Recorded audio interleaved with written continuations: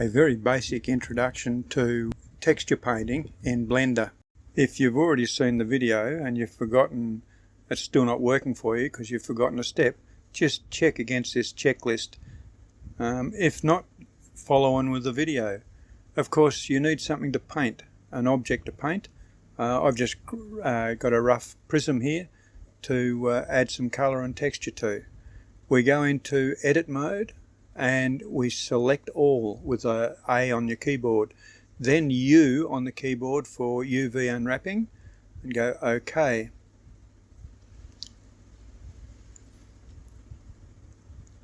The next step is to go and select texture paint, but for this to work your model must be all selected in edit mode. So the purple shows, or the mauve shows, that there is no material. So go over to material and then select a material by the little plus button. We'll select base color to start with, and that will allow you to add colors to your object. You can start painting straight away with any color. Change your brushes, edit your brushes. There's lots of things you can do, but for the best view, go and select the viewport shading, and that gives you the better colors, so you can see the better colors. Play around, do some painting, change your brush size, change your brush strength, just do something artistic. You'll notice nothing is happening in the left hand, the UV, image window yet. So that's because we haven't added this material to the window. So we go up to U and you'll find in the little drop down menu material base color. Now you can see it, and now you can actually edit and paint in that spot.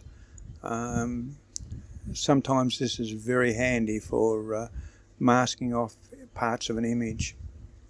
You can change the colors, and you can see when you paint in the image window, it's happening on the object as well.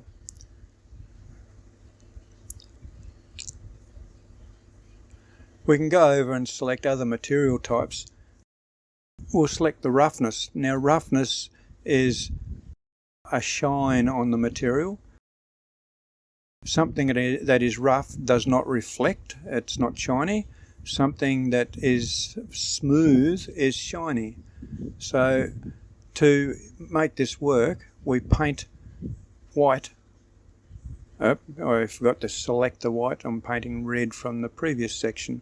So, sorry, I mean paint black, and that will make the surface shiny.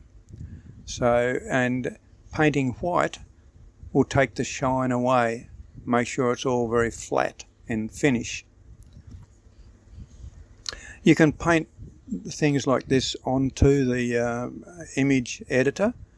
That particular face there will be all shiny now because it's painted white there. The white signifies not colour but the amount of reflection. Here I've used the bucket fill tool to paint everything black, so you can see that every surface is shiny.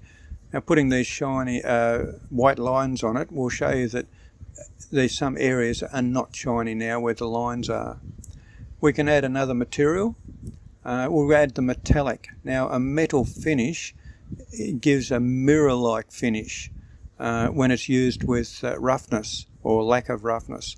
So you can see there where I'm painting the metal, and this time I'm painting white to paint a metal finish. But where it goes onto the areas where it's shiny, where we had no roughness, you can see it's like a mirror. But the other areas are just a slightly metal-like finish. So painting the white makes it clears the shiny, and painting the black clears the shiny. Now if we paint the whole thing white, right, and look at our object. Now our object is all shiny.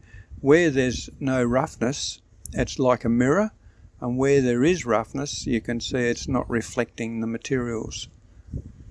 The last one is bump or displacement. We'll use the displacement, and that just makes it look like you're painting a hollow or a lower section or a ridge.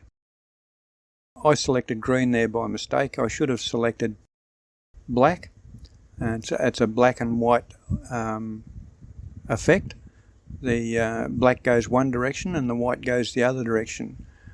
When you're painting, you can see it's making a hollow there. The colours will still work, it's just not quite as good.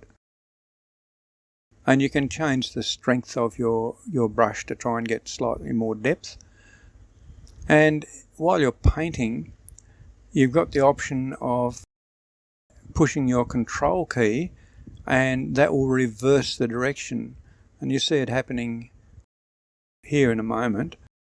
I'll push the control key down and you can see that it's actually going the other direction.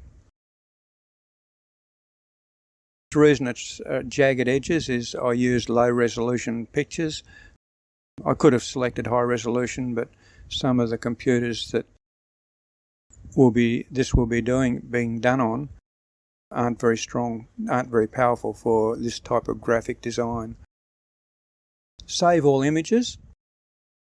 You have to save these separately because they can also be used to edit in GIMP and put back into Blender. But to share your file, your blend file, pack all your files, automatically pack resources into your blend file, and it will load them. And when you send your blend file to CrewBrett, they'll all be there, all your materials. Have fun, enjoy.